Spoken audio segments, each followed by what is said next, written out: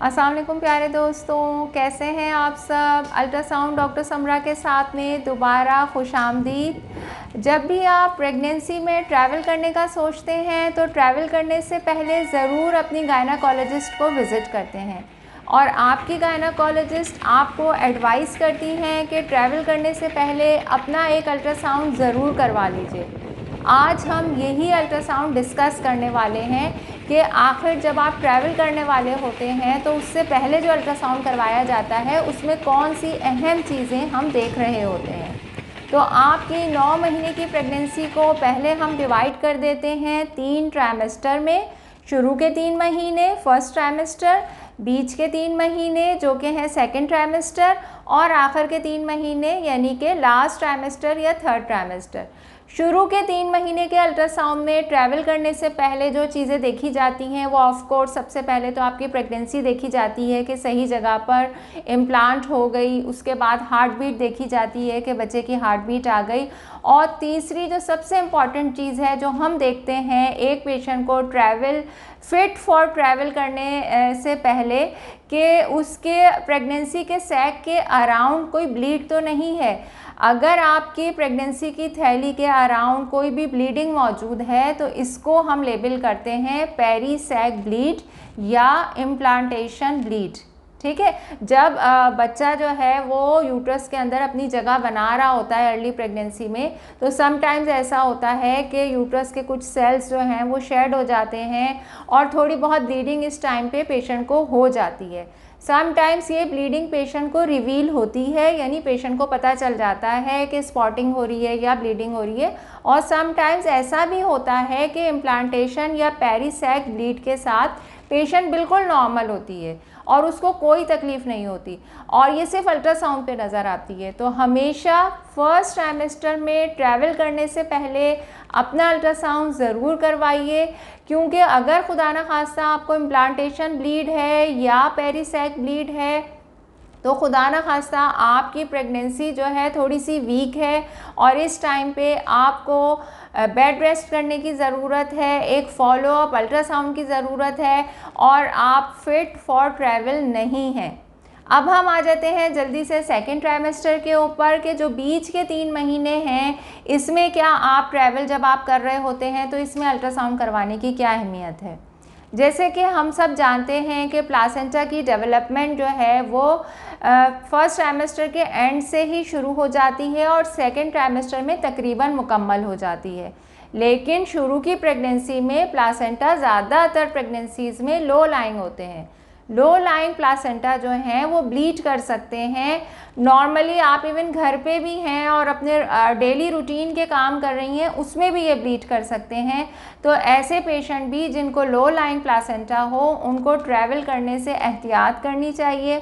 इसके अलावा अगर आपका लो लाइंग प्लासेंटा नहीं है और आपको कोई ब्लीडिंग की कंप्लेन भी नहीं है तो भी हम अल्ट्रासाउंड में आपके प्लासेंटा के इतराफ़ आपके बच्चेदानी की दीवारों में ये चेक करते हैं कि कोई खुदा न खास्ता ब्लीड तो मौजूद नहीं है। समटाइम्स ऐसा होता है कि आप पेन या ब्लीडिंग के साथ आते हैं और समटाइम्स ऐसा होता है कि पेशेंट को कोई कंप्लेन नहीं होती, कोई ब्लीडिंग नहीं होती, लेकिन उसके प्लासेंटा के पीछे की तरफ जो है वो हमें ब्लीड नज़र आता है प्रेगनेंसी के मिड ट्राइमेस्टर में। इस ब्लीड को हम कहते हैं सब कोरियोनिक हेमरेज। ठीक है, तो अगेन अगर आपको खुदा ना खासा कोई हेमरेज है या कोई ब्लीडिंग की कंप्लेन हो रही है बीच के 3 महीनों में आपकी प्रेगनेंसी के, तो अगेन आपको बेड रेस्ट की ज़रूरत है और आप ट्रैवल के लिए फ़िट नहीं हैं। अच्छा, थर्ड जो सबसे इम्पॉर्टेंट चीज़ है जो हम मिड ट्राइमेस्टर में देखते हैं वो आपकी सर्वाइकल लेंथ है।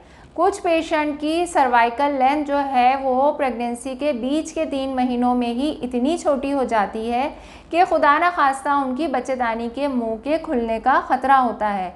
ऐसे पेशेंट को भी बेड रेस्ट एडवाइस किया जाता है और उनकी बच्चेदानी के मुंह पे एक टाँका लगाया जाता है जिसे सर्किलाज कहते हैं। इस टॉपिक पे सर्किलाज के टॉपिक पे मैं एक डिटेल वीडियो बना के अपलोड कर चुकी हूँ, इसका लिंक आप डिस्क्रिप्शन में देख लीजिएगा। तो ऐसे पेशेंट जिनके शॉर्ट सर्विक्स हों अगेन उनको ट्रैवल से मना किया जाता है और बेड रेस्ट एडवाइस किया जाता है। अब हम आ जाते हैं प्रेगनेंसी के आखिर के 3 महीनों की तरफ। आखिर के 3 महीनों में अगेन जो है वो प्लासेंटा मोस्ट इम्पॉर्टेंट स्ट्रक्चर है, जिसको हमें देखना होता है अल्ट्रासाउंड पे कि आपका प्लासेंटा लो लाइंग तो नहीं है। अगर प्लासेंटा लो लाइंग है, अगेन आपको एहतियात की ज़रूरत है। अगर आपका प्लासेंटा प्रीविया है, प्लासेंटा प्रीविया क्या होता है कि आपका प्लासेंटा जो है वो बच्चेदानी के या तो मुंह पर मौजूद है या बच्चेदानी के मुंह से तकरीबन 2 सेंटीमीटर के फासले के अंदर मौजूद है, तो अगेन ये प्लासेंटा जो है इवन आप रेस्ट की हालत में हैं जब भी ब्लीड कर सकते हैं, तो ऐसे पेशेंट भी जो हैं वो फिट फॉर ट्रैवल नहीं होते। तो ऐसे पेशेंट को भी जो है वो पूरी प्रेगनेंसी जो है वो कंप्लीट बेड रेस्ट एडवाइस किया जाता है। इसके अलावा प्लासेंटा में एक और प्रॉब्लम होती है, वो ये कि अगर आपका प्लासेंटा अपर सेगमेंट में भी है तो बाज़ औक़ात एक इमरजेंसी सिचुएशन होती है जिसे कहते हैं प्लासेंटल एब्रप्शन।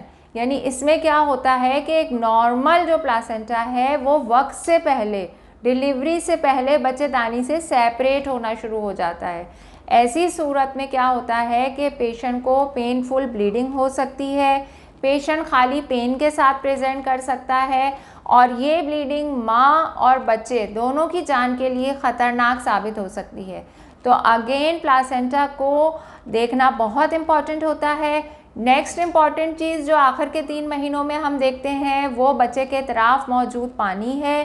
पानी की मिकदार अगर ज़रूरत से कम है, यानी 8 सेंटीमीटर से कम है या ज़रूरत से ज़्यादा है, यानी 18 सेंटीमीटर से ज़्यादा है, तो भी आप फिट फॉर ट्रैवल नहीं हैं। आपको बेड रेस्ट की और जो आपके डॉक्टर ने आपको एडवाइस किया है, जो भी मेडिसिन्स वगैरह, उसकी ज़रूरत है।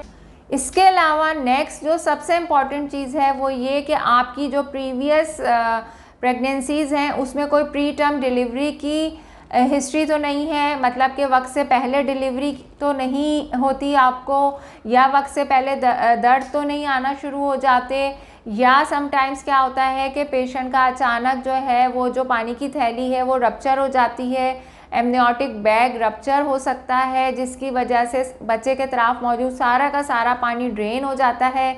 ऐसी सूरत में भी फौरी तौर पे जो है वो बच्चे को डिलीवर कराना ज़रूरी होता है। तो आपने अगर 3rd ट्राइमेस्टर में ट्रैवल करना है तो अगेन इन सारी चीज़ों को मद्देनज़र रखते हुए अपनी फिर जो है वो ट्रैवल को प्लान करना है।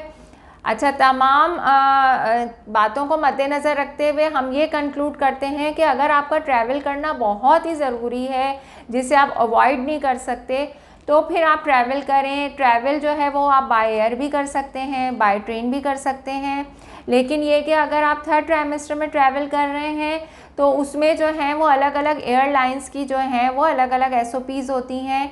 कुछ एयरलाइंस जो हैं वो 28 वीक्स के बाद, कुछ 30 और कुछ 32 वीक्स के बाद जो है वो अलाउ नहीं करती कि आप ट्रैवल करें। तो वो आप जो है वो ट्रैवल करने से पहले आप जिस भी एयरलाइन से ट्रैवल करना चाह रहे हैं उनसे मशवरा कर सकते हैं। इसके अलावा बाय ट्रेन भी जो है वो बिल्कुल कोशिश करें कि इन तमाम चीज़ों को डिस्कस करें अपने डॉक्टर से, अपने रेडियोलॉजिस्ट से, इन तमाम बातों को मद्देनज़र रखते हुए फिर डिसाइड करें कि ट्रैवल करना क्या बहुत ही ज़रूरी है। अच्छा, एक और इम्पॉर्टेंट बात जो जाते जाते मैं आपसे ज़रूर कहना चाहती हूँ वो ये कि जब भी ट्रैवल करें अपना सारा प्रेगनेंसी का मेडिकल रिकॉर्ड, अपना एंटीनेटल बुकिंग का कार्ड, अपनी तमाम लैब रिपोर्ट्स और अपने इस प्रेगनेंसी के सारे अल्ट्रासाउंड अपने साथ लेके जाइए। देखें, मेरे पास बहुत पेशेंट आते हैं, लाहौर से आ रहे हैं, इस्लामाबाद से आ रहे हैं जी, UAE से आ रहे हैं, बहरीन से आ रहे हैं, डिफरेंट कंट्रीज़ से, डिफरेंट सिटीज़ से आ रहे होते हैं। और फिर जब मैं उनसे कहती हूँ कि अपनी प्रीवियस मुझे रिकॉर्ड शो कीजिए, अब आप 8 मंथ में मुझसे स्कैन करवा रहे हैं तो ज़ाहिर है पिछले 8 महीनों में भी तो अल्ट्रासाउंड हुए होंगे, तो वो मुझे कहते हैं कि रिकॉर्ड तो हम लाए नहीं, हम तो जी 15 दिन के लिए कराची आए हैं घूमने के लिए, तो रिकॉर्ड तो हमारे पास नहीं है। तो जब भी ट्रैवल करें अपना मेडिकल रिकॉर्ड, अपनी लैब्स, अपने अल्ट्रासाउंड अपने साथ रखें। खुदा न खासा दूसरे शहर में, दूसरे कंट्री में आपको कोई प्रॉब्लम होती है तो आपका सारा मेडिकल रिकॉर्ड आपके पास होगा और जो भी अब न्यू डॉक्टर आपको देखेगा उसको आपकी सारी हिस्ट्री जो है वो बहुत आराम से पता चल जाएगी। तो प्रेगनेंसी में ट्रैवल आप बिल्कुल कर सकते हैं। अगर आपकी सिंगल प्रेगनेंसी है, अगर आप लो रिस्क पेशेंट हैं, अगर आपको ये तमाम मसाइल नहीं हैं, तो और आपका ट्रैवल करना बहुत इम्पॉर्टेंट है, तो आप ट्रैवल कर सकते हैं। लेकिन please visit your doctor, visit your radiologist before travelling, और ट्रैवल से आने के बाद भी एक अल्ट्रासाउंड करवा लीजिए, ये देखने के लिए कि आया कि सारी चीज़ें नॉर्मल हैं, आप ठीक हैं, बेबी ठीक है, प्लासेंटा ठीक है। मुझे इजाज़त दीजिए, चैनल को सब्सक्राइब करते जाइएगा। अल्लाह हाफ़िज़।